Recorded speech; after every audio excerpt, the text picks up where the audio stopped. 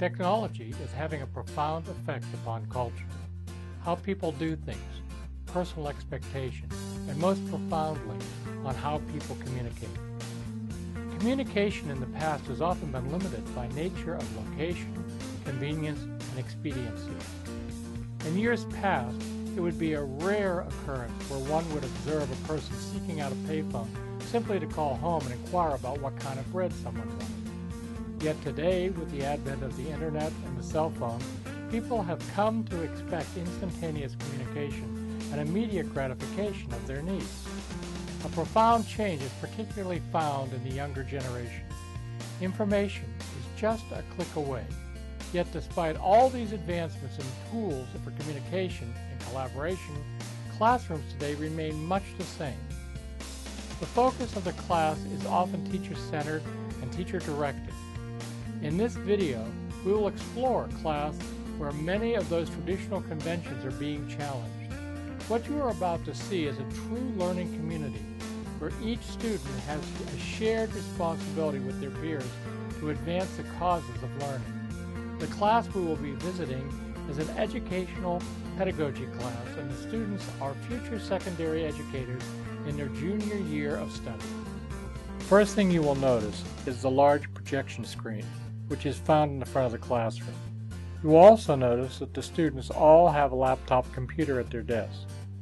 Indiana State University has distinguished itself as a laptop campus where computers are basic requirements for class. What you are seeing is a form of collaboration and communication called digital back-channeling. During class presentations, students are encouraged to discuss the topics underway with their fellow classmates. These conversations are projected onto the front screen in real time. In this way, a multidimensional aspect is produced in the classroom dialogue. Students drive much of their own inquiry in the class. You can also notice that groups of students present relevant findings of the class discussion that they have researched on the internet. For example, if the chat dialogue indicates that a number of students have an unresolved issue or question, the instructor asks them to take a moment and do an internet inquiry. They then share their findings using the chat window open in the front of the room.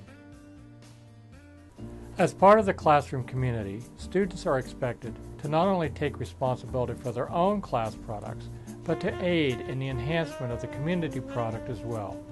This is based upon actual dynamic forces that can be found in any public school or business setting.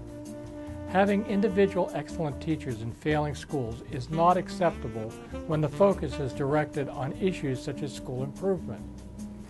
In building a classroom community, students are expected to take a role in the advancement of the main community objective, which is no longer limited to just a grade, and has moved to the act of learning, communication, and product improvement from all members of the classroom community. What you are observing is an example of students working in teams during the process of peer reviews, where each student is providing feedback to colleagues regarding a class assignment or project. This process of peer reviews provides an additional group responsibility for the class members. Before students can submit projects for evaluation from the instructor, they receive feedback and evaluation from members of their own subgroup. Students then take the suggestions and improve their final project. To encourage this process, students are required to seek a peer evaluation from one other classmate regarding their project.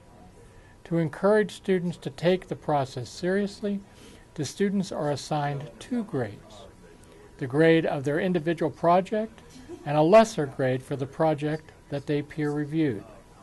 In so doing, it is to the students and subsequently the group's best interest to provide high-quality feedback.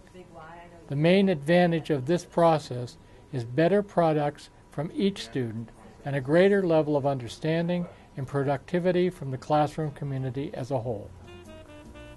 Research has shown that many times in education the answer is not nearly as important as a thoughtfully crafted question.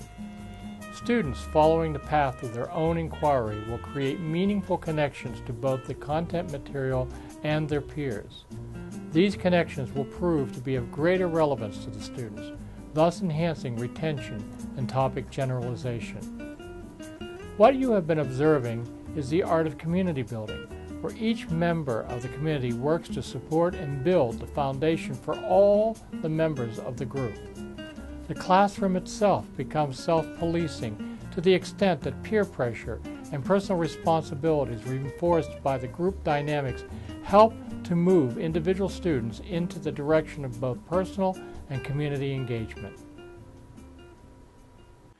See, from the first day in this class, we started, we didn't start with normal introductions. The whole class met and started talking to each other, and like we introduced ourselves.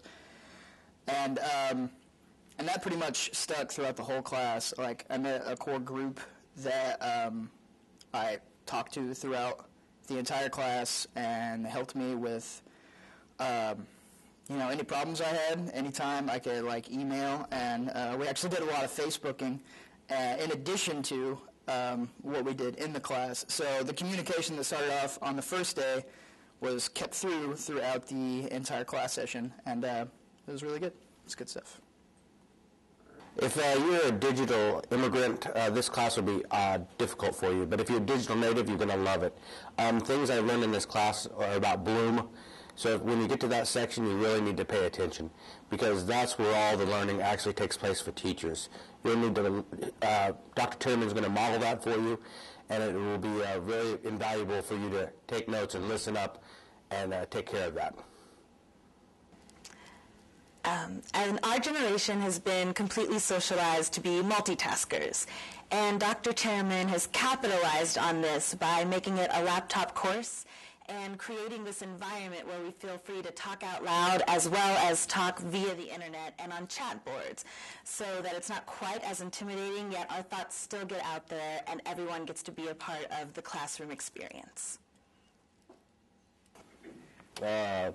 Tinnerman's class was an interesting class. It was my first education course, so I didn't really know what to expect coming into it, but Dr. Tinnerman did a really good job of incorporating the class together, so that every assignment we worked on together as a group, whether it was our educational philosophy statements, our lesson plans, or learning about the educational innovators such as Vygotsky and Dewey.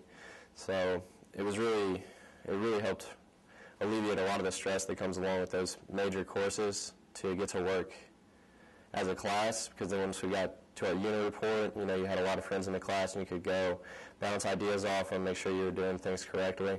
So working together and getting the technology involved in the classroom really helped us communicate as a class outside of the classroom.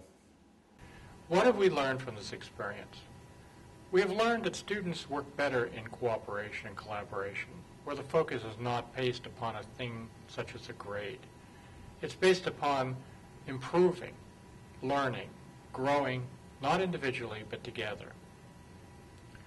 An unusual situation occurred a few weeks ago that really highlights this situation. I had taken some medication for a cold the night before and overslept my alarm. I do have an 8 o'clock class. In panic, I called my secretary, who ran upstairs to see if any students were hanging around my classroom. When she got there, she was astounded at what she found. It was past 9:30 for a 2-hour class, and all my students were in session. They were all conducting class themselves, giving reports. They had even turned on the integrity system so that I could hear the reports later. When I got back to my office later, I found under my door reflections and critiques of each other's reports. I also found the attendance roster. A real revelation came upon me at that point in time. My students had moved beyond being just students. It was no longer just my pedagogy class. They had taken ownership. It had become a community. It was their class, a community of learners. This is something we really need to investigate in the future.